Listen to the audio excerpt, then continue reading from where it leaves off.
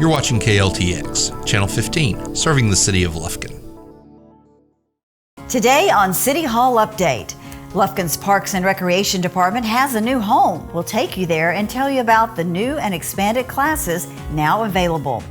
And State Representative Trent Ashby drops by to give us an update on this year's legislative session. Searching for that unique Christmas gift? Look no further. Lufkin artists put their works on display and on sale just in time for the gift-giving season.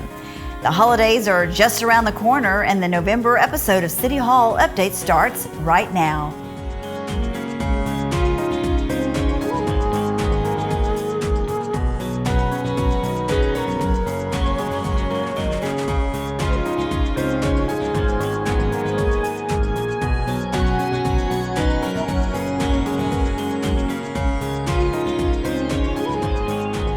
Hi everyone, I'm Yana Ogletree and welcome to City Hall Update.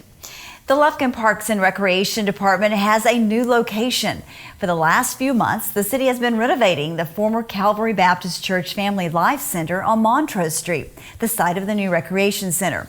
From dance, tumbling, and cheer to karate, basketball, and other sports, the Lufkin Parks and Recreation Department has a class to get you moving. And according to city officials, the new expanded space will allow the department to grow its current program and offer even more activities. My name is Mike Flynn. I'm your Parks and Recreation Director, and I'm so excited to welcome you to our brand new recreation facility here at 516 Montrose. Our hours of operation will be Monday through Thursday from 8 a.m. to 8 p.m., Fridays from 8 a.m. to 5 p.m., and beginning in 2020 on Saturdays from 9 a.m. to 5 p.m. There's no membership. The facility is open to the public. We have a cardio room that's available to anybody during our normal operating hours. As long as we don't have classes going on in our gym or basketball practices, our gym will be open for open basketball. We will be offering classes such as gymnastics, your fitness classes, karate, art classes. We're always looking for new instructors. So if you have a great idea, a brilliant idea that you'd like to share with the public, come and see us, come and talk to us. We'd love to have you. So we're excited for you to come out and check us out. We have a lot of great classes, a lot of great activities that are going to be going on here. This is going to be the place to be in Lufkin, Texas. For more information on everything Parks and Rec, visit cityoflufkin.com/parks. In case you missed it, construction has begun on a new post office in downtown Lufkin, just a few hundred yards from the facility that closed in 2018. Now, you might be wondering why the United States Post Office would close a facility just to open another one in the same location a year later. Well, the old facility was not actually owned by the post office, but had been leased since its inception. As the building aged, there were structural concerns. So when the lease expired, the Postal Service sought a new location. While this has been an inconvenience to residents of the downtown area, the United States Postal Service never gave up on the area and had been waiting for the right opportunity to return to downtown. Now that construction is underway, they plan to have the brand new facility up and running by spring of 2020. We'll keep you updated. The Texas House of Representatives is our state legislative body and has 150 elected members that each serve for a 2-year term. They meet every other year for their regular session, which lasts about 5 months. It begins on the second Tuesday in January of years ending in an odd number and must be concluded within 140 days, so it won't run past the first week of June. To tell us more about the life of a state legislator and to update us on the success of this year's session is our very own State Representative Trent Ashby. Trent, thank you for joining us on City Hall Update. It's great to have you back in Lufkin, and I know it was a long session, but lots of work was accomplished. But before we get to what was accomplished this year, let's talk about how long have you been in office? So I am in my 4th term, completing my 7th year at the end of December. Oh, so you are a senior legislator now, right? Well, I don't know about a senior legislator. Well, you don't look like a senior, but you are. Well, I'm more seasoned coming right into my 4th term here. It's been a great experience, and thank you for having me back here on City Hall Update, Yana. So I can remember when you first went to Austin, and as a freshman legislator, a lot, I'm sure, has changed through those 7 years. Do you still like it? Is I love it everything it. you thought it was going to be? I love it. I wake up every day loving my job. It's an honor to be able to serve the people of this area in the Texas House of Representatives. And I love my job as much today, if not more, than the day I was sworn in. And I have no doubt of that, because back before you were in office, I've known you for a long time, and this was something politics was something that you always wanted to do and was so passionate about it. So I'm not surprised that you are where you are today, because you've had such determination to do that, and you do such a wonderful job, for the area. So what have been some big wins for you since you've been in office?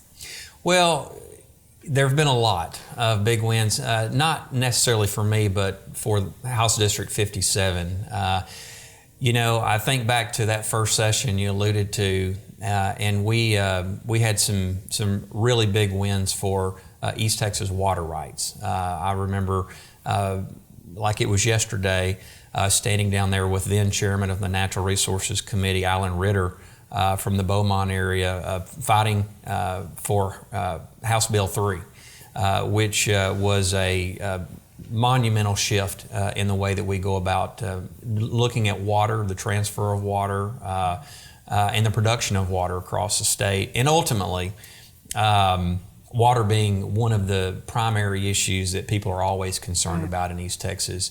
That bill was a landmark bill because it allowed the state to help other parts, the thirsty parts of the state, develop local and regional ways to go about quenching that thirst or providing that supply. And so, my freshman session water was a huge accomplishment. Kind of fast forwarding to this past session, my fourth session, there's no doubt, I think all of my colleagues, whether the House or the Senate, would first start out with House Bill 3. Again, this past session, which was our landmark education reform bill that dealt with school finance formulas and changing the way that our antiquated laws looked, and to really get away from funding schools based on zip codes and really put it more into trying to have a more equitable system that funds our children adequately and properly, no matter where you live in the state of Texas. And so Lufkin, Angelina County, East Texas, largely our schools greatly benefited from the passage of House Bill 3, and certainly something I was proud to work on. And something near and dear to your heart, too, because you also served on the school board at one point, didn't you? That's right. I was on the school board here in Lufkin for about 6 years. So you'd been involved with the education program here for our schools, so yeah. Right, and I, while we're on the topic of education, I have said since I first ran that if we don't get education right in the state of Texas, nothing else matters. And so, education will always be a top 1 or 2 issue every other year when the Texas legislature meets, and it should be, because if we're not investing our resources, if we're not investing a proper and well thought out education in terms of the curriculum into our children, then we are going to have some rough waters ahead. And so I think it's appropriate every day and every year to focus on providing the best quality education system that we can in the state of Texas, and we don't want to take a backseat to anybody here. So we're going to continue to focus on that, and certainly it's going to continue to be a big focus and passion of mine. Right. And this year it was probably the largest absolutely focus that you had. I know, like you said in the previous sessions, it's been there, but this year was really a landmark That's right. year for that. We have, even before I got there into the legislature, Yana, we have been working towards, for many sessions, many years, leading up to what culminated this session, which was the passage of House Bill 3. It overhauled the way we went about funding it. It put new money into the system. It also provided meaningful tax relief. Probably the top 2 issues that I hear about in my district, really across, from one year to the next, are providing an adequate and efficient education system for our kids here in East Texas, but also for all of us, myself included, that are property owners, to try to arrest these skyrocketing property taxes and provide some property tax relief. And intuitively, when you think about it, when you get your annual property tax statement, the largest chunk of that it goes to your local school district. And so it just made sense that while we were tackling the way we fund our public schools in Texas, that we also go about trying to provide some tax relief. And we were able to do that finally in House Bill 3. And just to put a number on that, over the next 2 years, people on average should see about a 18 to 20 cent reduction in their M&O property taxes, and that's per $100. So it's something that I wish we could have done more, but of course we have to balance our budget here in the state of Texas, and we only had so much money to provide both for investment in education and tax relief. Yeah, well, that was a big win. What were some of the challenges this year? What were some of the, well, obviously education was a hot topic, but what were some other things that rose to the top that you all had to deal with?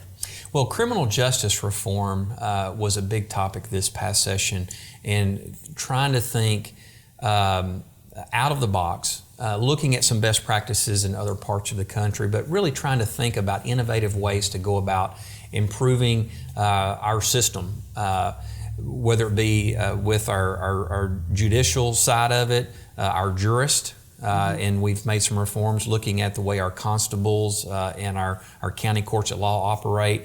And it's been kind of like I talked about on the education reform bill, it's been a long time since we've really looked at overhauling our judicial system. And so we did that this past session, and we made some meaningful strides. So that was a big topic that percolated to the top of this session. The other issue that comes to mind is mental health. That's a big one. It's a huge one. And no part of the state, no town, no region is immune from dealing with the mental health crisis that we're facing, not just in the state of Texas, but across the country. Yeah. And so last interim, which is the period between sessions, leading up to this past session, we really dove deep into mental health and held hearings all across the state of Texas, listening to experts, parents, for those who are affected, and people that are in that arena. And we're taking notes on best practices of things that we could bring together and move forward in terms of legislation. And so we had several pieces of legislation.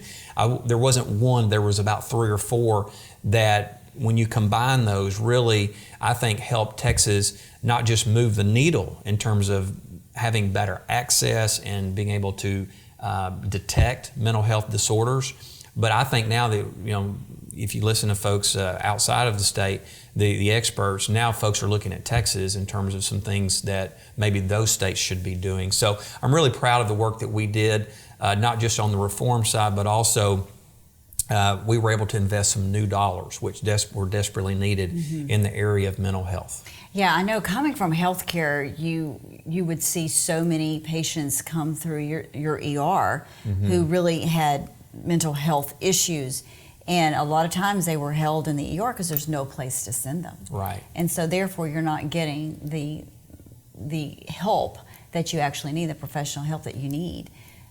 So yeah, it's a huge issue, like you said, not only in Texas but across the United States, and it has such a trickle down effect on other things. That's right. So well, and just like in the hospitals, it also. I hear about this commonly from our law enforcement personnel, especially our sheriffs and deputies that work for the counties, because a lot of times these folks that are troubled and have mental problems, they end up committing crimes and end up in our county jails. And, our law enforcement community can't solve a mental health problem. Right. We've got to have mental health, personnel that are able to diagnose and dispense, prescriptions that allow them to help in dealing with that disorder. And so, to be clear, we didn't solve the problem. We'll never solve this problem in Texas, but I think we made, again, some big strides in moving the ball in the right direction. So the session's over. What do you do now? Well, so the session ended right around the first part of June. As just a friendly reminder for your viewers, the way the Texas legislature operates is different than all the other 49 states. We only meet every other year according to our state constitution, and we're very set on the number of days that we meet, and that is 140 days. So basically, when we take the oath of office, the second Tuesday in January of every odd number year, we sprint for 140 days, and then we go home and we live under the laws that we pass. And so we're at home for about a year and a half, and then those that get to go back and do it all over again. And it's a beautiful system that has served Texas well, in my opinion. So the question is, your question was, well, what do I do? Well, a big part of what I do in terms of my public capacity is I go for the first really 3 or 4 months. I go talk about what we've done in Austin during session. People want to report, what did the legislature accomplish? What did we not accomplish? And then allow people to address me specifically about questions or concerns or comments that they might have about different bills that were passed. And so we're just really came out of that period for me. And so starting in about January, we'll have the interim. We have interim charges, and we'll start having a lot of hearings both in Austin and around the state, Yana, that allow legislators to go and delve into these issues that we think are going to be paramount next session in terms of bills that will be filed and whatnot. And so, and if you think about it, it makes sense, because if we just went to Austin every other year in January and met for 140 days and we hadn't done any homework, hadn't done any research, haven't done any hearings around the state, it would be a lot harder to accomplish what we're trying to do in a very right. defined You wouldn't get period. anything accomplished in 140 days. It would be much harder. Yeah. So next year is really a lot of hearings and taking public input on really the big ideas that will be out there. And each one of the committees in both the Texas Senate and the Texas House will be given charges by their respective leaders that will define what those topics are. So say I'm on the Committee on Public Education in the Texas House. From an education perspective, we'll have a list of anywhere from, say, 5 to 10 issues that we really are going to delve into. And that is the same for every committee in both the House and the Senate. So, fun fact, how many calls a day do you get in your office from your constituents? Well, I'm glad you asked the question, and then I'll give you a fun fact answer to that is a little bit disproportionate to say if you had another legislator, one of my colleagues here.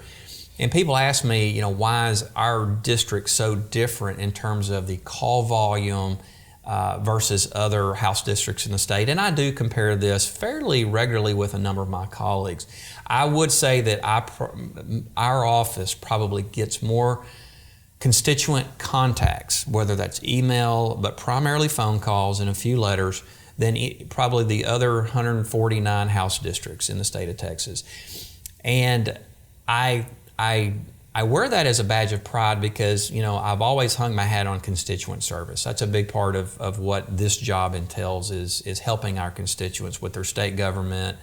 And so people in this area feel very comfortable reaching out to my office and asking for help. And that's what we want. But I would love to say it's just, the job that I'm doing, but the truth is I think a lot of this goes back and look at the prior representation that we've had here for Angelina County and in the surrounding area. We've had some great both state and federal elected officials. I'll go back to when, I was a kid, Charlie Wilson, and he hung his hat on constituent service.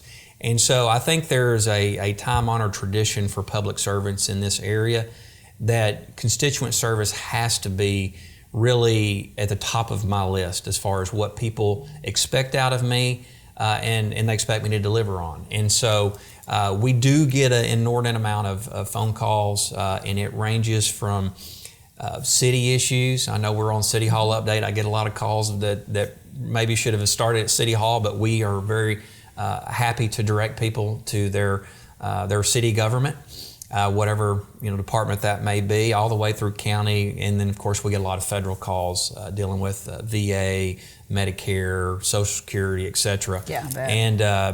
And we don't just refer those calls. There are some instances where even on local and federal issues, we're able to help because of relationships that we've been able to develop with those contacts and agencies. So. So just to put a bow on this, as I said earlier, constituent outreach and service is probably top of my list for, other than when I'm in session and voting on bills, it's probably my primary responsibility here when I'm at home. So it's safe to say you get lots of phone calls and emails, and people come to visit you. So speaking of that, if someone wants to get in touch with you, how do they do that? Well, so there's several ways. The quickest way is, of course, I have my district office is here in Lufkin, right out on 103 East Atkinson Drive. And so anybody that needs to come pay us a visit in person, that's where they'll find my office. You'll also find your state senator, Robert Nichols, in the same building, and he and I both intentionally made that decision because many times, obviously, if someone needs their state representative, they need their state senator as well. Yeah. So it's a convenience for people to be able to make a one-stop shop to deal with state issues. Of course, people can call either my district office here in Lufkin or their capital office in Austin. And that number is 512-463-0508, and locally it's 634-2762.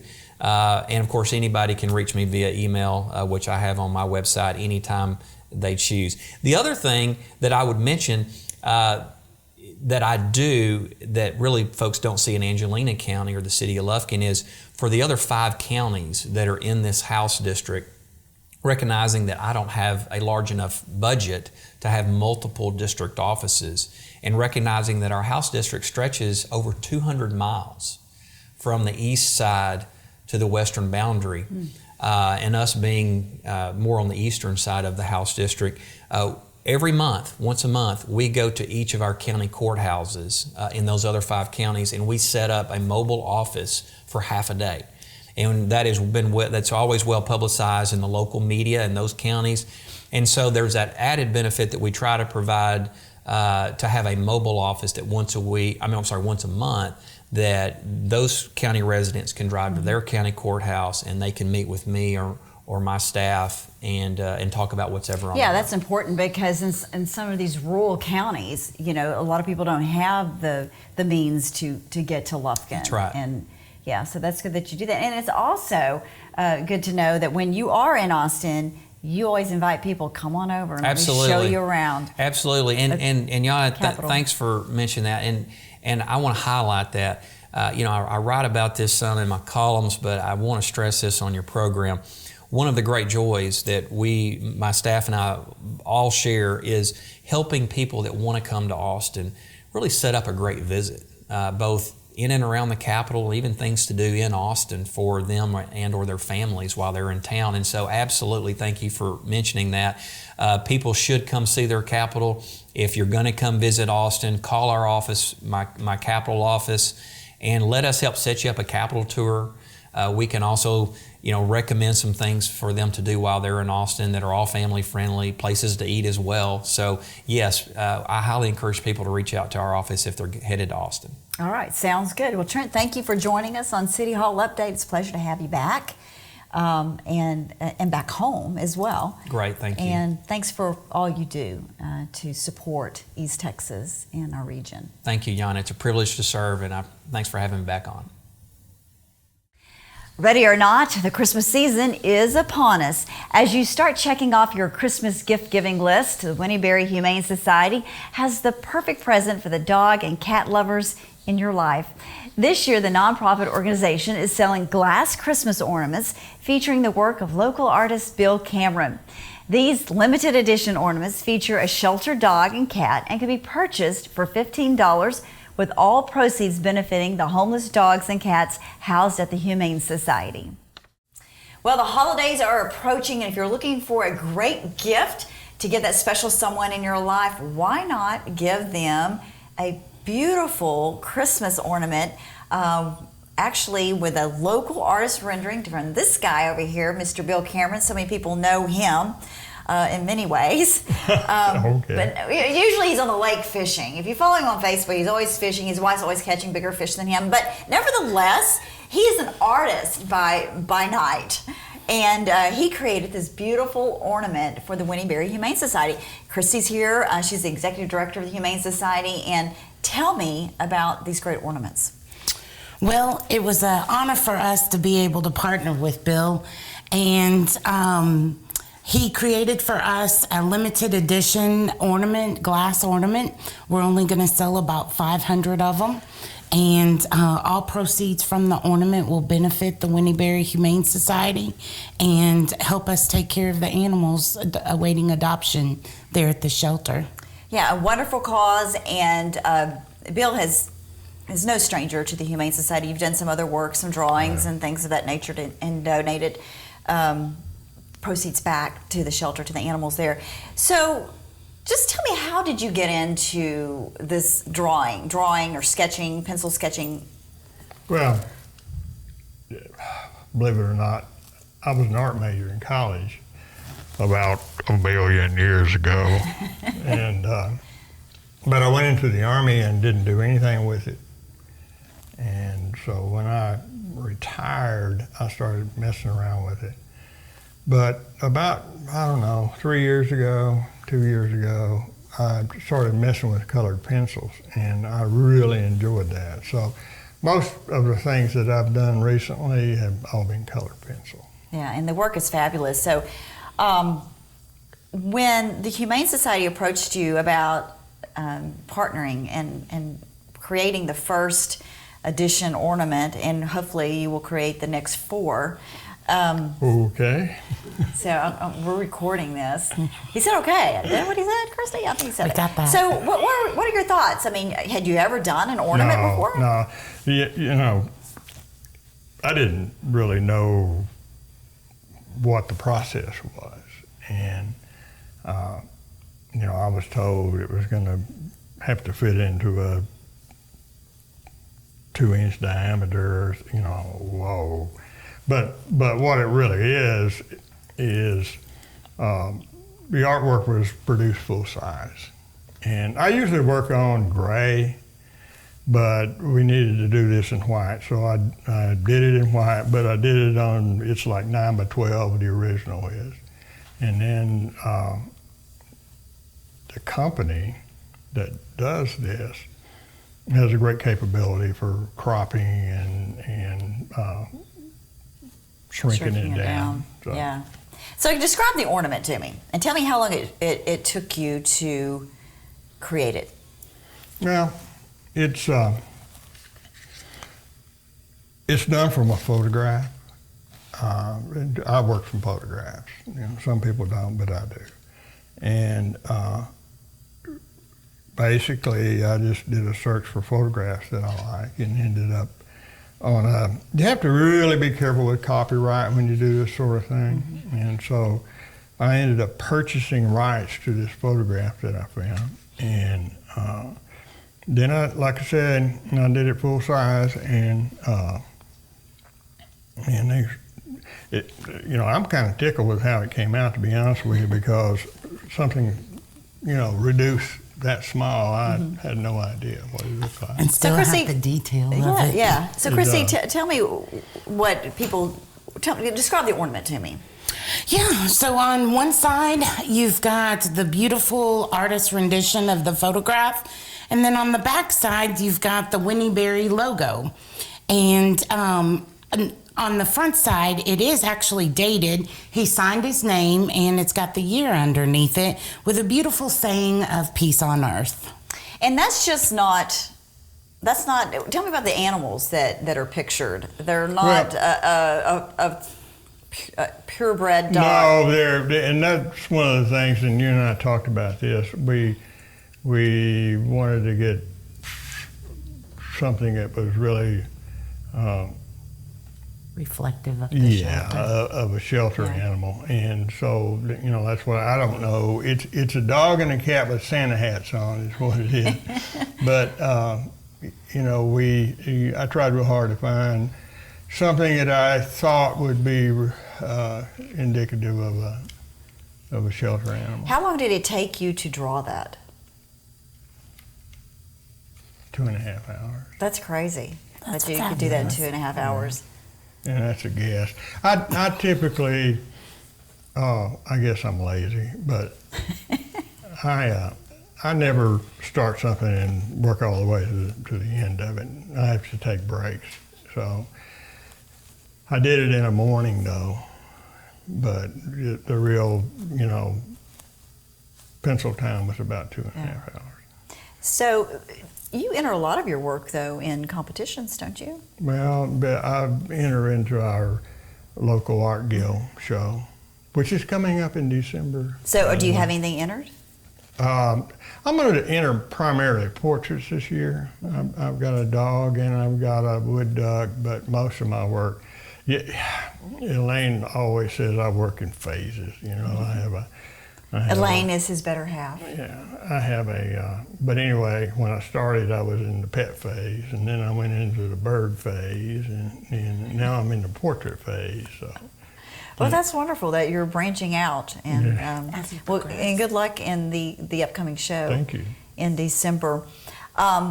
If somebody would like to look at your work or maybe talk to you about doing a sketch for them, is that a possibility? There is a Facebook page called Bill's Pet Portraits. I think, or Bill's Bill Pet- Cameron's Pet Portraits. Bill Cameron's Pet Portraits. So if you're interested in having a drawing, and you just reach out to Bill on Facebook, and he will fix you right up in 2.5 hours. Right, Bill? But in the meantime, if you're interested in purchasing one of these beautiful ornaments, like I said, like Kristy said, it is a limited edition. 500 were ordered, with all proceeds benefiting the animals at the Winnie Humane Society. $15. You can go online. Tell me how you can buy the ornaments and where. Sure. We have partnered with a few local businesses, West Loop Animal Clinic, Connie and Crew, Southwood Animal Clinic, Wishing well. Wishing Well, thank you. And you can also, like Yana was saying, purchase them online and at the shelter for Okay. $15. $15, and it's important to point out that the Winnie Humane Society operates strictly on donations. We do get local grants, but not part of the National Humane Society where you draw funding from that organization. Those funds stay at the national level. So they make great Christmas gifts, stocking stuffers. So don't hesitate. We're hoping they'll fly off the shelves quickly. So get yours today for $15. Thank you so much for joining us, Bill. Thank you for donating your time and your talents to create such a beautiful keepsake. You bet. In addition to Bill Cameron's creations, you can check out additional artwork created by local artists during the annual Lufkin Art Guild Fall Art Show on December 13th and 14th. The Lufkin Art Guild President Carol Faviell is here to give us a preview of their upcoming show and to tell us more about the organization. Well, if you haven't done so already, it's time to be thinking about getting that special Christmas gift for the loved ones in your life. And no one knows that better than the president of the Lufkin Art Guild. Carol joins us again on the show, and it is the fall show coming up on December 13th and 14th. December 13th and 14th. Tell me about the show. We have it at Christmas now because it's turned out to be a great time for us because we would like to sell original art to people for Christmas gifts. And then there's just a lot going on, and a lot of people are out and they come to our show. Yeah, absolutely. Lots of unique gifts, beautiful artwork by local artists. Yes. And it's not just paintings now. It's a we whole lot more. we have 10 different categories of different types of work. Okay, so let's take a look at some of the artwork that you'll see at this year's show. Okay. What is this first piece that we're going We to look brought at? some interesting pieces. This first piece is a mixed media collage, and it's called Time Flies. And it has, you know, a lot of different images in it, and representative things of time, like clocks, and it has a woman with her hair flying through the air, and so it represents time, and time does fly. We all know that. And this is by Teresa Driver. And she is a retired school teacher who's been very active in Art Guild for many, many years, and is one of our officers. And she does beautiful work and has received ribbons at Lone Star and, of course, in our show. Very creative. And the next one is a one- little different as well. Yes, this is a mixed media piece, and it's called Keyhole. And this is the Mad Hatter skipping into Wonderland through the keyhole. And the castle is made out of acrylic, and the Hatter pieces are made out of epoxy resin. And Tammy Walker did this piece, and she works in many mediums, including hot glue. She sculptures with hot glue. I didn't know you could do such a thing. Yes, she has figured out how to do that, and she's very experimental in her work. And she won a first place for this at our show and a second place at Lone Star this past May. So pieces such as these, they will be on sale? Yes, pieces in the show and in the Artist Corner will be for sale. Okay. And This is beautiful. this is one of my pieces. And it was the second piece I did. This is called, the technique is called Confetti Landscape. And it, you pick your fabric and to mimic the scene that is in the picture, and you cut it into very small pieces, and sometimes it can be tedious. Oh, I was going to say, I'm looking at that. That's a lot of work. And you build it from the back to get your depth and bring it forward. And it's a nice fall piece. It really is. It won a second place. It was my second piece to ever enter a show, and it won second place here and won second place at Lone Star. So it's a fun piece. How long did it take you to create that piece? Because I'm a slow worker and it was my first time to do it, it probably took 20 hours.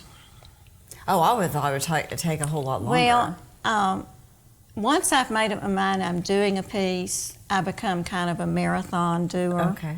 So I would say 20 to 30 hours. Well, it's beautiful. And now, then- do you hang this one in your house, or is this one Oh for yes, sale? it hangs in. Oh, it it's in hangs, your home. Okay. Yes. And our next piece is a piece that I did. This is Sophie, and it was the first attempt to do a portrait, and it is done with paper and small pieces of paper. But the technique using paper is quite different, and this is kind of my tribute to Picasso. But this is Sophie, and it's done with paper, and it's considered a mixed media. Yeah, just looking at the background and the small pieces of paper. Yeah. Yeah. And you can have mixed media when you have different paints or different finishes. It's not just objects. It can be surfaces and acrylic paint or glitter or any kind of thing. It doesn't have to be three-dimensional. And Sophie won a second in our show and a first at Lone Star. Now, where did you come up with Sophie? What's the meaning behind that? Well, I name my pieces. Particularly, I have a tendency now to do women in sculpture in different areas, and as I work on them, their name comes to me. Just comes to you, and that's who they are. Okay, that's neat.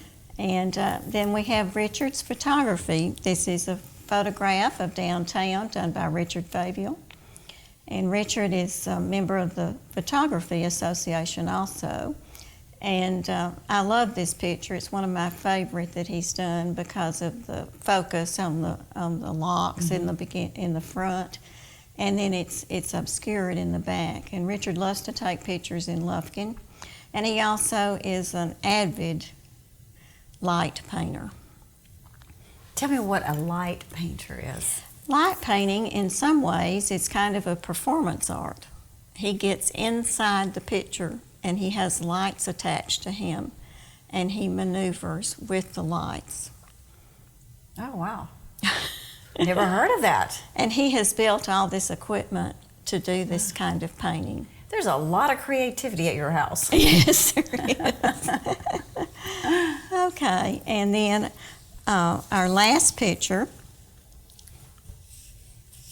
is done by Diana Mead. And Diana is a textile artist and a quilter. And this is a wonderful piece in studio art, textile piece. And she won first place in her category. She won Best of Show, and then she won People's Choice. And then she won a first place at Lone Star. She's a very, this piece is called It Could Have Been the Shampoo. And that explains why her hair stands up so big with what appear to be colorful bubbles. Mm-hmm. And she's a great, she draws beautifully as well as doing the art in fabric. Well, when I first saw the piece, when you brought it in, I didn't realize it was quilting behind. Yes, she quilted behind there. And then, and her little pieces are quilted in. But, of course, she drew the portrait herself, and I thought it was really interesting. She does threads that hang in her work, which are beautiful. And this is a piece that would take a very long time for me if I could do it. But she showed me the fabric one week and then brought the finished piece to me the next week. Oh, wow. Yeah, just looking at the detail in that, that's incredible. She is very fast. But all of our artists are talented, and we have many artists who will have, paintings and mixed media and photography and pastels and watercolors, sculpture. All these things So will be. How many pieces do you think your show will have? Usually it's a little bit under 300. That's a lot. That's a lot. And what's the price range? Some of the oil paintings are priced higher depending on the artist, but most of them are well within reach of people, $125. Mm-hmm.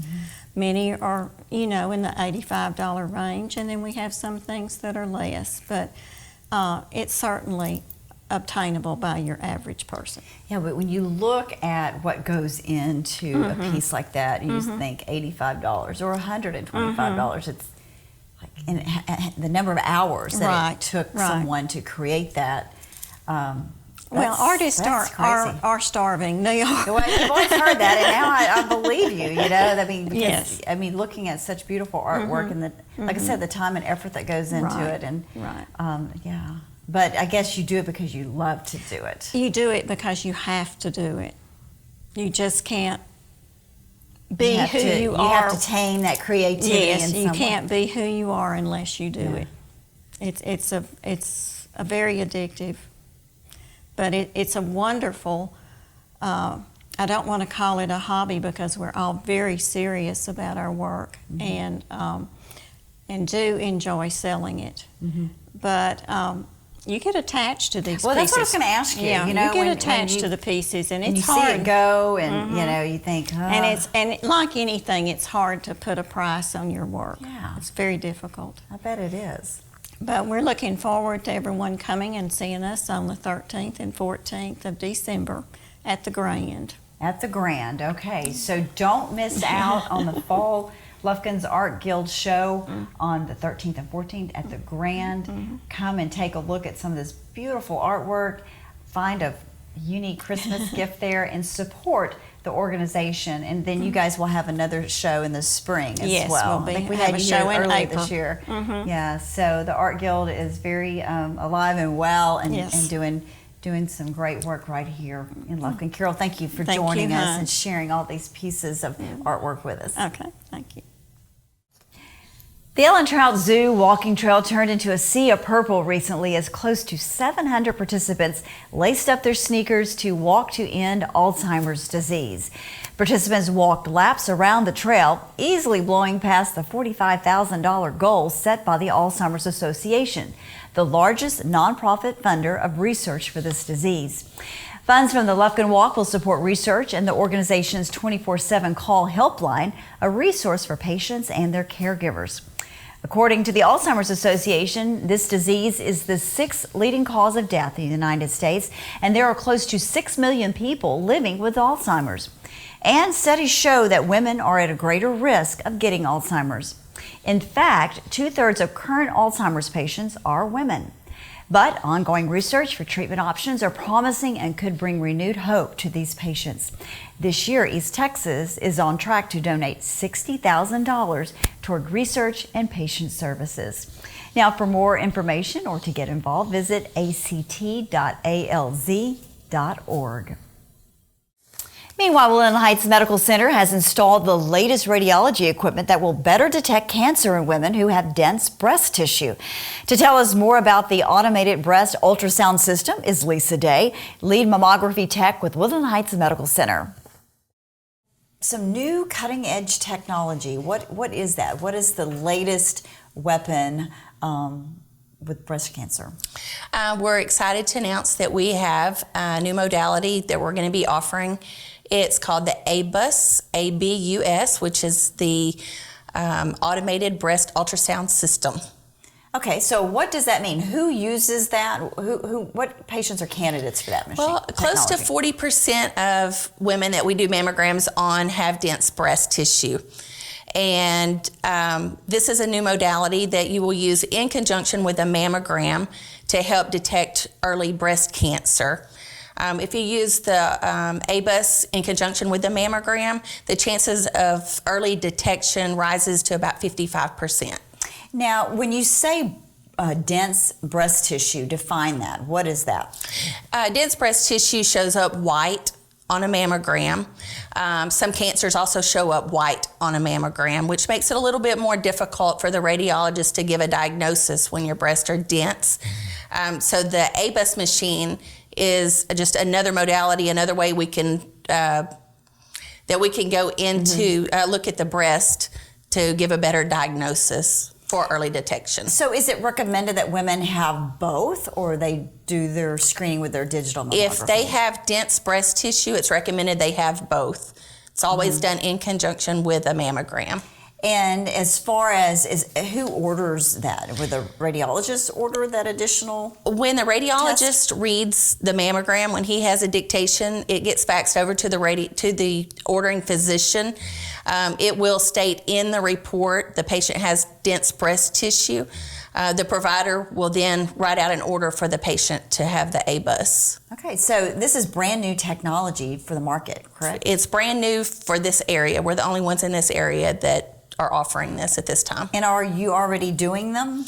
We are in the process of installation right now. Okay, and this is going into your radiology area or your women's center? It's going into the diagnostic center. Okay, the freestanding? It's over, yes, it's the diagnostic center. Oh, okay. So when you invest in this type of technology, you're not talking about a couple of $100s. You're talking about mega dollars because medical technology is just not cheap. I'm sure. So you don't have any idea what the investment is.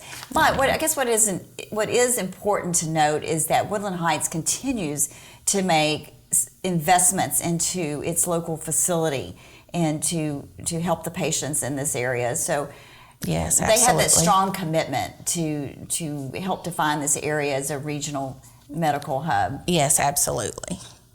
So if someone wants to find out more information about this new technology, can they visit your website? Yes, visit our website at woodlandheights.net.